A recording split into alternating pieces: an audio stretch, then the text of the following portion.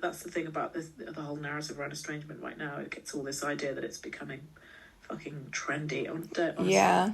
we all want more than anything in the world as children to have, and as adult children, to have loving, close relationships with our parents. It's critical for our survival and our health and happiness, right? No one wants to do this, but we have to be able to understand that sometimes there is nothing more that we could do. Yeah.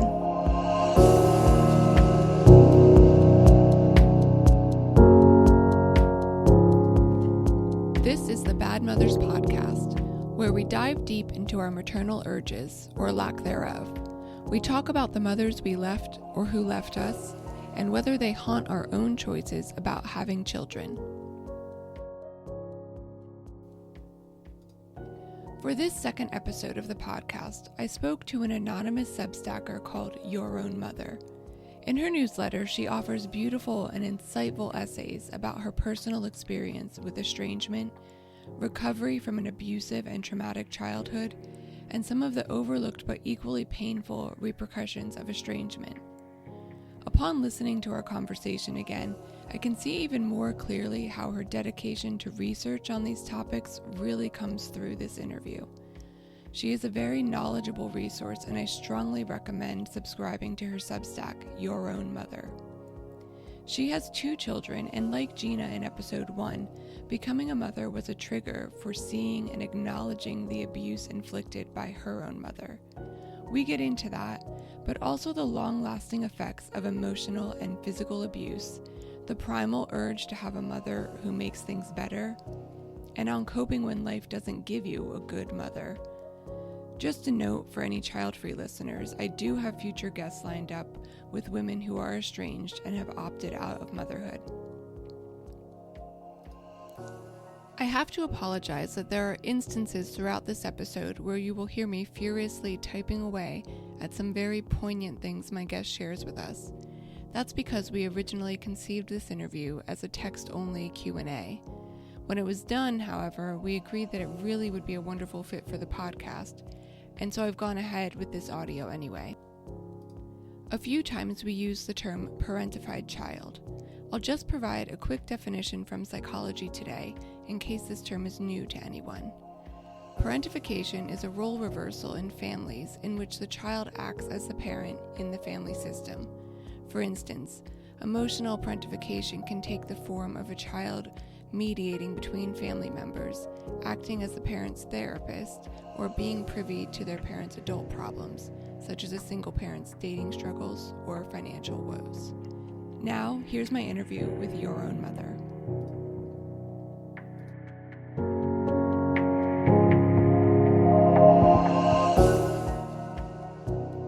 How and when did you become estranged from your mom? What were the circumstances, I guess, and how old were you at the time? So it was about 3 years ago now, and it was a few months after the birth of my first child, my son, and I guess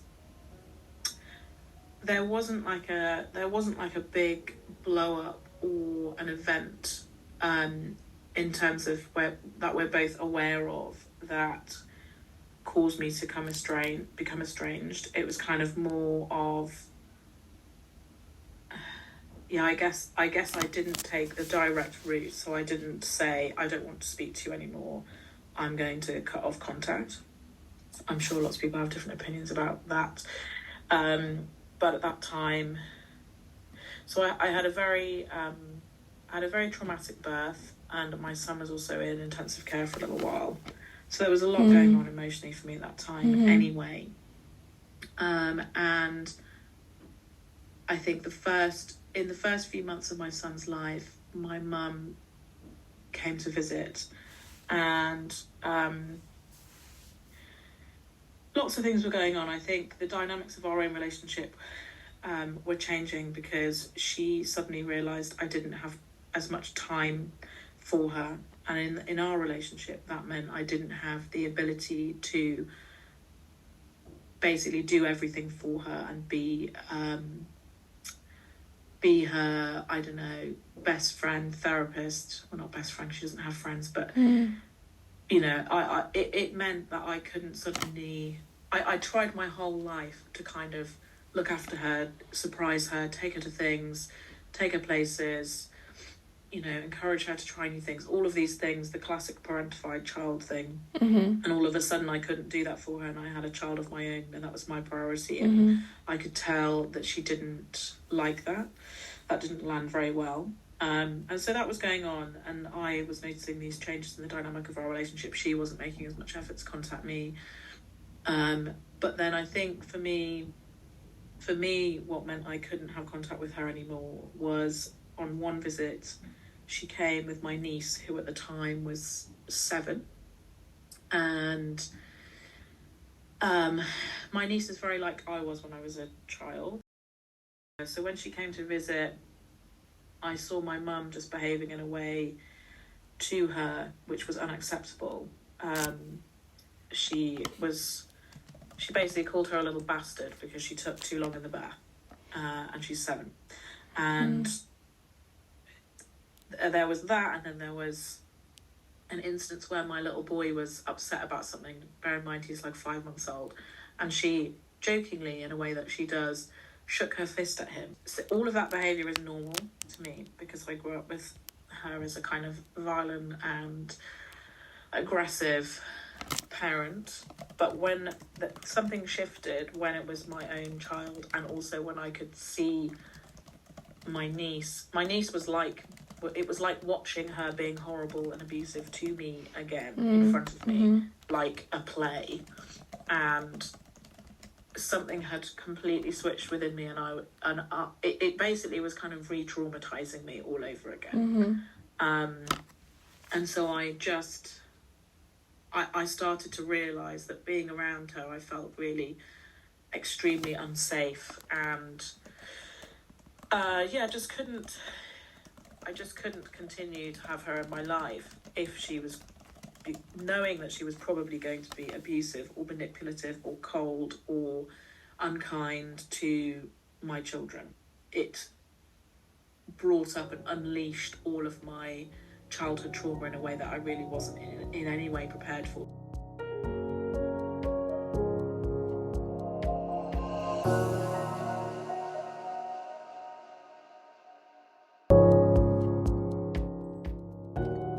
I used to think I'd cultivated radical acceptance, I called it, of my mum and her flaws and the complexity of her as a human being. But actually I really hadn't. I just had pushed it all to one side and not really worked through the pain and the trauma.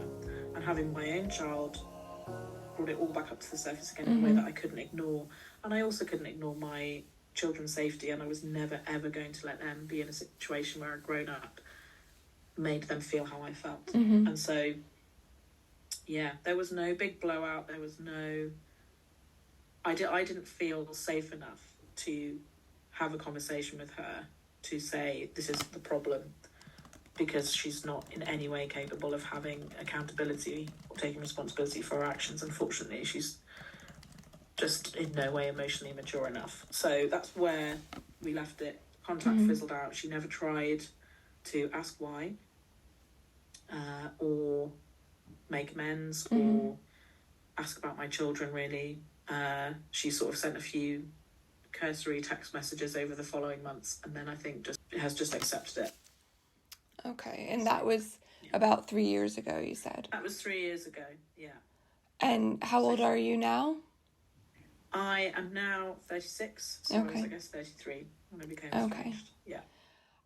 So it sounds like, based on what you said, you were always trying to do things for your mom, and you said surprise her and take her to do things, and basically it sounds like try to make her happy, right, or to satisfy her in some way. Was it like that as long as you can remember? So I think as long as I can remember, I felt responsible for my mum. My parents divorced when I was 4, and they lost their home at the same time, so we were poor, there was a lot of debt, financial insecurity, housing insecurity. We moved house about 9 times before I was 18. And my mum had no boundaries with me at all. It was very inappropriate, the level of adult information that was shared with me from a very early age. So you know, I was always feeling like worried about our finances. I was worried about, my mum was always talking to me about debt. We would have bailiffs knocking at the door, which was, you know, really frightening, and I'd be told never answer the door. And yeah, so she, you know, there would always be like times where I'd be sat just trying to watch kids TV, and she'd be talking for like 3 hours at a time about how awful my dad is, and how about his whole family, and how everyone else was responsible for the breakdown of their marriage. And I think as I got older, you know, I took that on in a big way, you know, to try and fix things, really try and make her love me, because she did not ever show me any physical affection. I was never told I love you, I'm proud of you, well done, never given a cuddle, like nothing. So I obviously thought from an early age, I thought I can use my intellect to figure out the solutions to these problems, or as I got older, if I just do this, maybe she'll be happy. And I would try and, like, you know, as I started to earn my own money, I'd buy her really luxurious presents. I would arrange for her to go to the theatre for Christmas. Like, she didn't have very many experiences like that, so it was like I was, you know, broadening her worldview and giving her all these like wonderful things that might make her happy. And, you know, that was the dynamic for a very long time, was I'm responsible for her, and what I do, obviously I didn't realise, but I was hoping she might love me. She might just be happy. All I ever wanted was my mum to be happy. This is crazy when I think about this now, I used to spend, every few months I would like look online at houses that maybe one day, once I bought my own home, I might be able to buy for her. Like, maybe I could get a second mortgage. I mean, there's no way I could afford that. I don't know why I was thinking this. Maybe I could get a second mortgage on a buy-to-let property, and I could rent it to her, and then she'll be happy, because she never had her own home after we lost our home, and she always wanted her own house. Anywhere we moved to, she was unhappy. There was always something wrong with it. And I thought, maybe if I can just buy her a house, then she'll finally be happy. And so that was a dream. I used to want to be able to get another mortgage, or be able to somehow buy her a house, and I'd think about that quite frequently. I look at that now and just think that's classic parentified child trying to fix all of the problems. So it sounds like you have a really clear perspective on the like the unhealthy dynamic of that relationship now. How are you feeling about losing contact now, and how does that compare to when you first stopped contacting your mom? Now, honestly, I feel free, is how I feel now.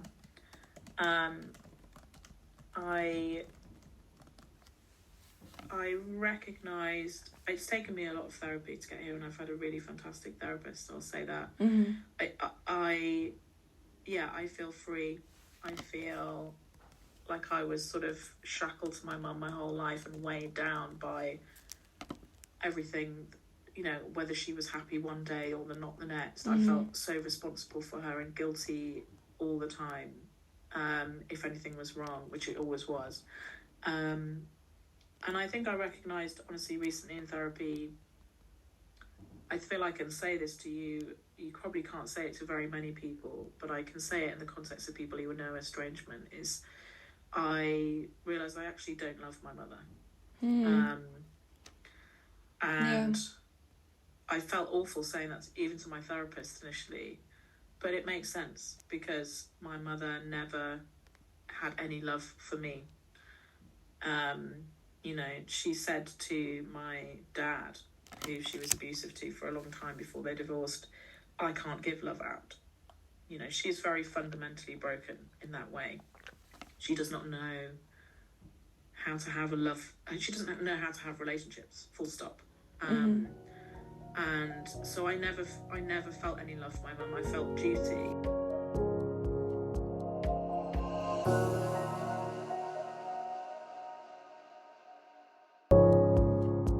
know, she had a duty to keep me clothed and housed and fed, but there was nothing beyond that.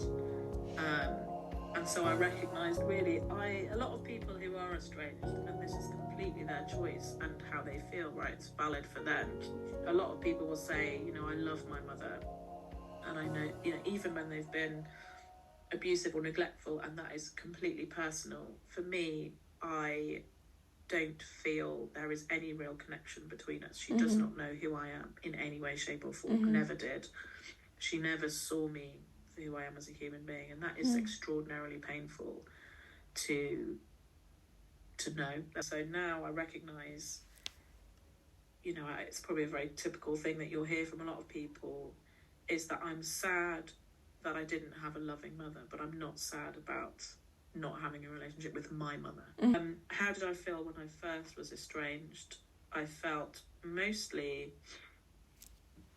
a lot of grief, and I felt a lot of guilt, because I was very conditioned to feel guilty for not contacting her enough, doing things for her, sorting things out.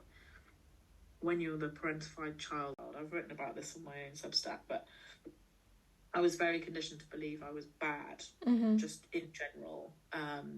You know, I couldn't ever get anything right, do anything right. It was always an annoyance, a frustration. So I've had to work very hard on, you know, and I am still working very hard to build up my sense of self, to believe I'm not a bad person. So yeah, that was, I think, how I felt then. And also actually quite frightened, which was interesting. I felt a lot of fear of just the idea of, like, if my mother might contact me.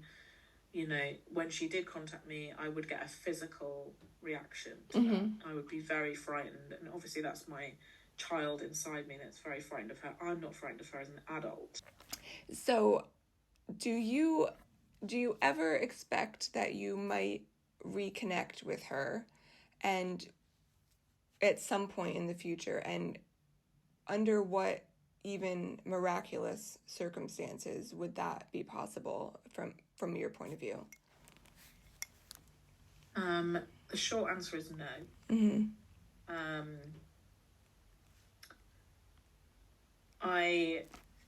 I mean, the miracle that would need to happen would be that she would need to take accountability for her behaviour and apologise. And that really would be a miracle.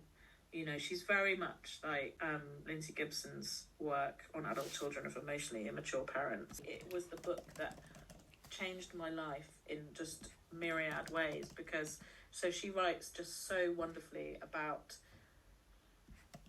emotionally immature parents, the various different kinds of emotional immaturity, and how it shows itself in parents who are themselves traumatized and, you know, kind of broken as human beings. They're not they are stuck with the emotional maturity level of a child. And I could realise after reading her work that people like my mum, very sadly, are not in any way capable of taking accountability for their behaviour.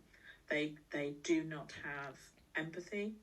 They are terrified themselves and hate themselves to the point that they couldn't even consider that they've done something wrong, because that means that they are bad inside, and they already feel that they are bad inside. It's basically, what I can recognise is that it's basically impossible for my mum to be self-aware, to self-reflect and to apologise. You know, I'm not willing to go and try and seek her apology, her accountability, because it can only harm me, to be honest. To be the toughest thing in this is, for me, is to realise that you are not worthy enough for them to even try to make contact with you. Right? Like, it's been 3 years. I've had another child. She knows I've had another child. I know she knows that.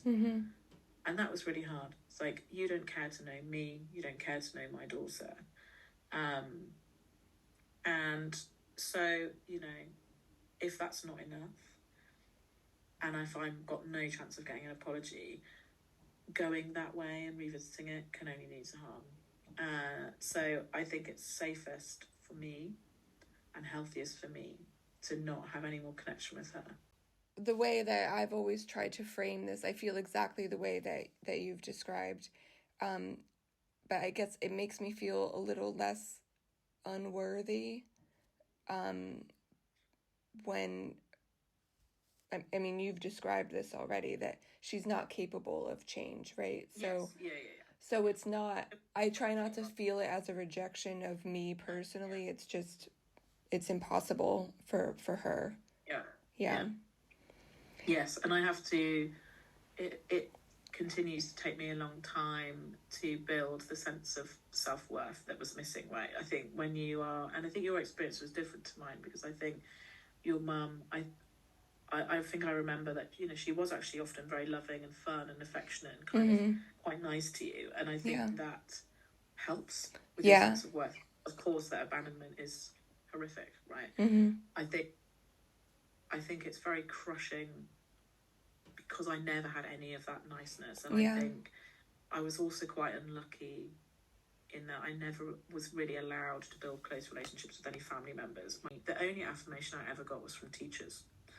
You know, that was it. The only kind of like people to say, you're good at this, or I'm proud of you, or that's really good, were teachers, really. My dad occasionally, but I didn't see him enough. He was not there. Yeah. So I think for me, that's why, you know, there's that sense of not being worthy. And that is the hardest, that is the biggest challenge that I've got in my entire life, is to rebuild self-worth when you're starting from minus 100. You know, I'm not even starting from like a low point. I'm starting from, you are inherently horrible and bad. And that's a mountain that I still am climbing. Yeah.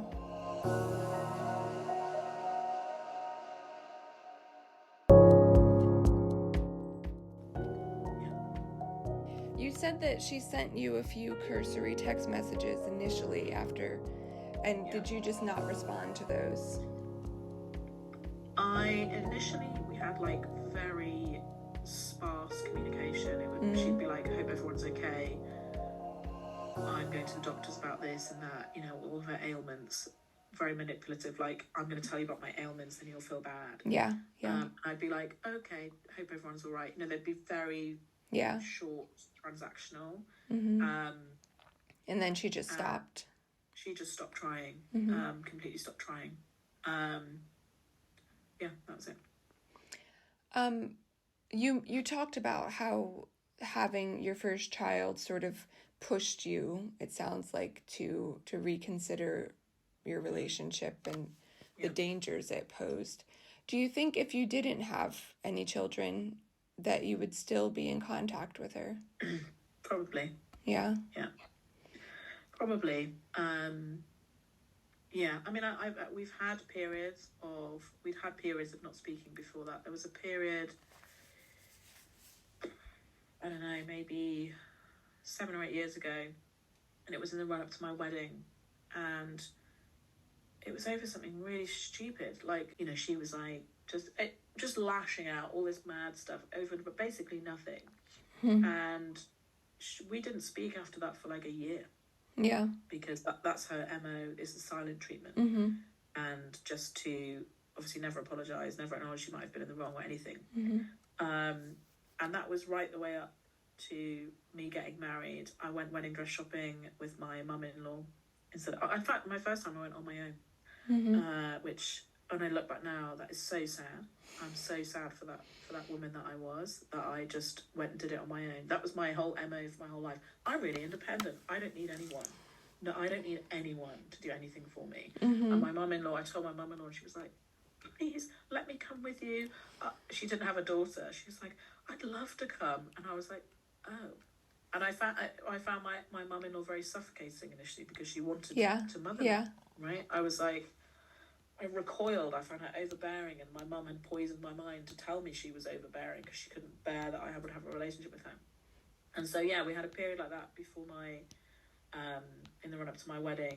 It was touch and go whether or not whether we were going to make up before my wedding. We did. And I remember writing a card that I gave to her on my wedding day with a little present, honest to God, being like, you know, I know you did your best and blah, blah, blah, all this stuff.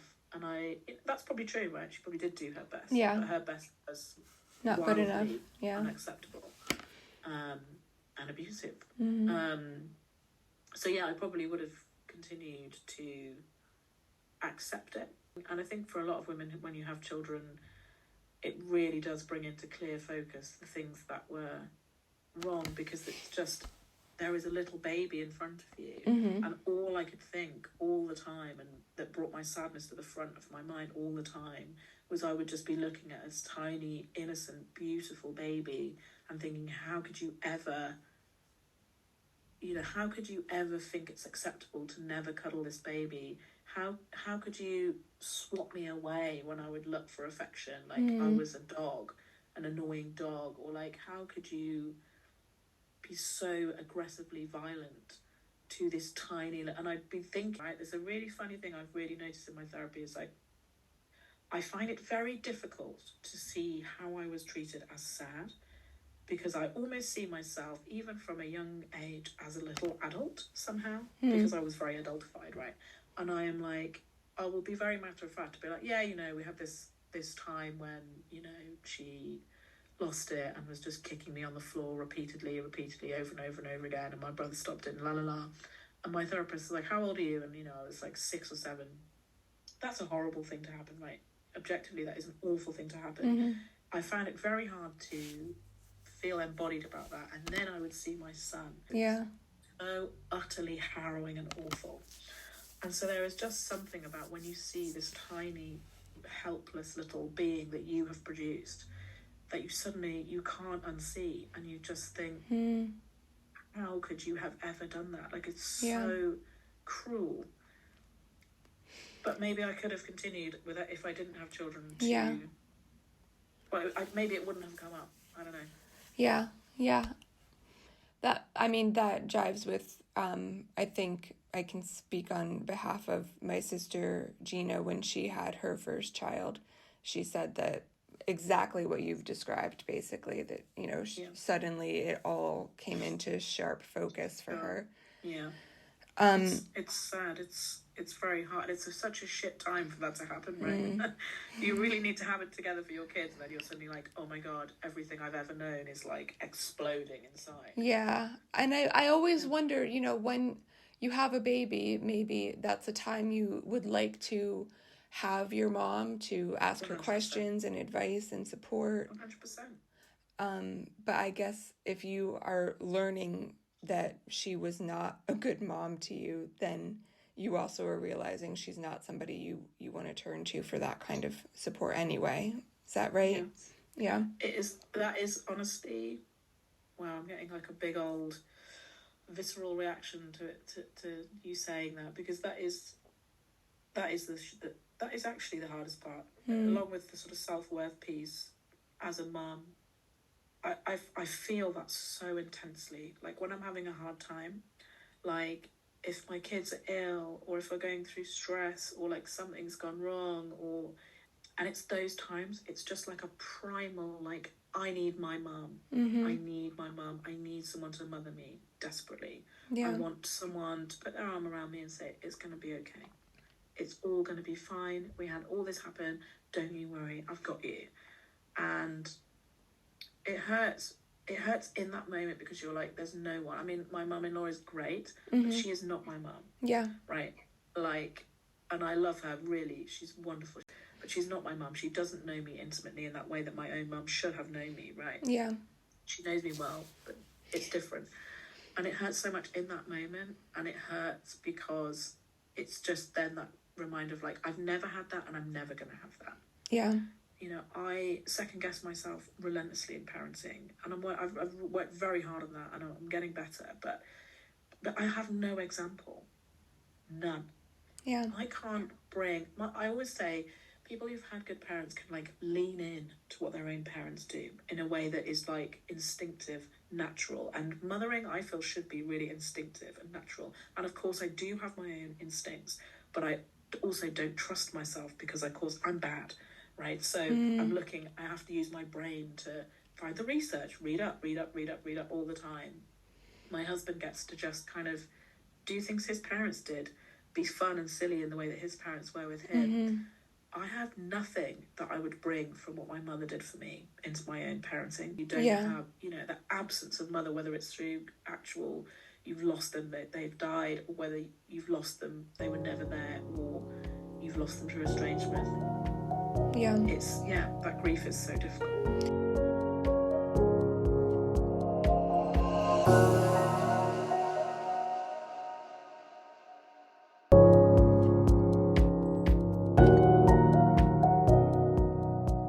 And I guess the wanting your mother I feel this as well.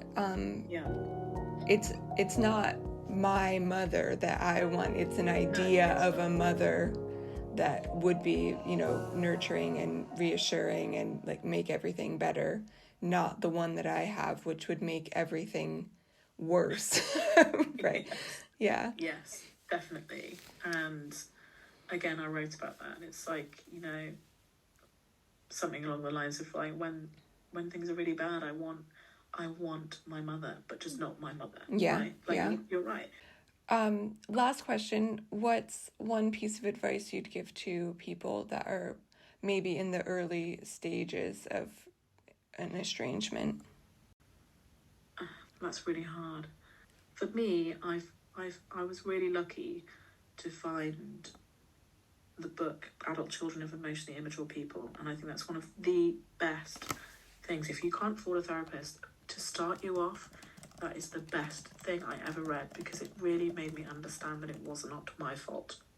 It made me understand that my mum was fundamentally flawed, and it was not my fault, because of course children internalise that things must be their fault because their parents can't be wrong.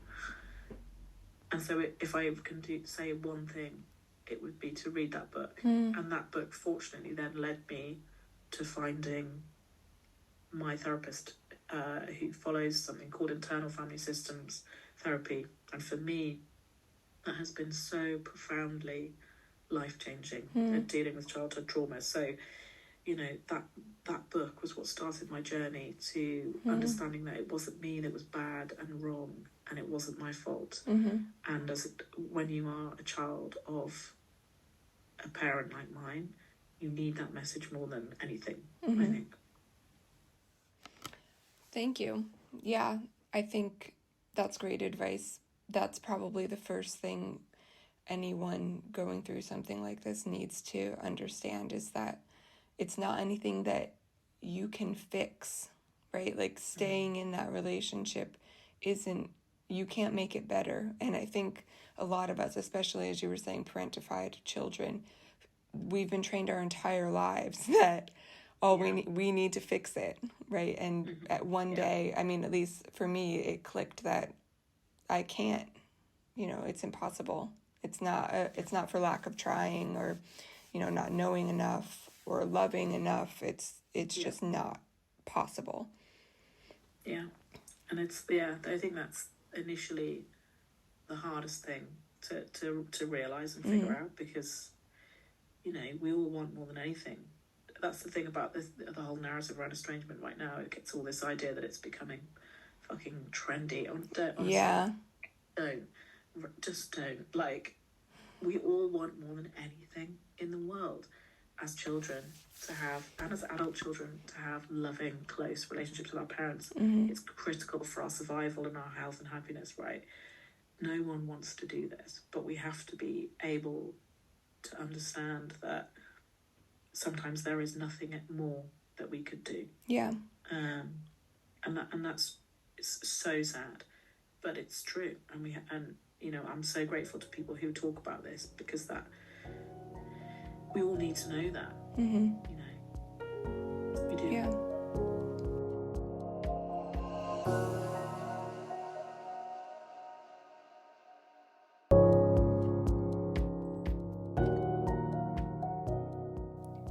A very big thank you to my guest, who you can find on Substack at Your Own Mother. Bad Mothers is written, produced, and edited by me, Monica Cardenas. I'd love it if you'd rate and review the show and get in touch with any feedback.